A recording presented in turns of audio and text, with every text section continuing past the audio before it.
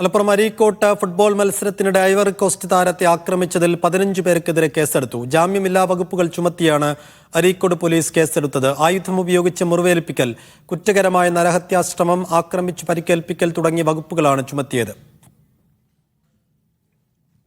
സാജിദ് അജ്മൽ വിവരങ്ങൾ നൽകും. സാജിദ്, താരത്തിന്റെ പരാതി പിറകെ വലിയ വിമർശനവും വിവാദവുമായതിന് പിന്നാലെ നടപടിയെടുക്കുന്നു.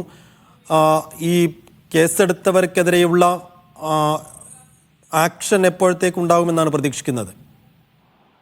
സൈഫുദ്ദീൻ, അടുത്ത ദിവസം തന്നെ ഈ ആളുകളെ അറസ്റ്റ് ചെയ്യുമെന്നാണ് അറിയാൻ കഴിയുന്നത്. ഞായറാഴ്ചയാണ് അരീക്കോട് നടന്ന ഫുട്ബോൾ മത്സരത്തിനിടെ ഹസൻ ജൂനിയർ എന്ന ഐവറി കോസ്റ്റ് താരത്തെ ക്രൂരമായി മർദ്ദിച്ചത്. ആൾക്കൂട്ടം ഈ ഹസൻ ജൂനിയറെ വളഞ്ഞ് മർദ്ദിക്കുകയായിരുന്നു.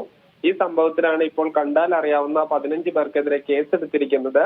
ഈ ദൃശ്യങ്ങളും മറ്റും പരിശോധിച്ച് വരും ദിവസങ്ങളിൽ കൂടുതൽ പേർക്കെതിരെ കേസെടുക്കാൻ ഒരു സാധ്യത കൂടി ഉണ്ട്.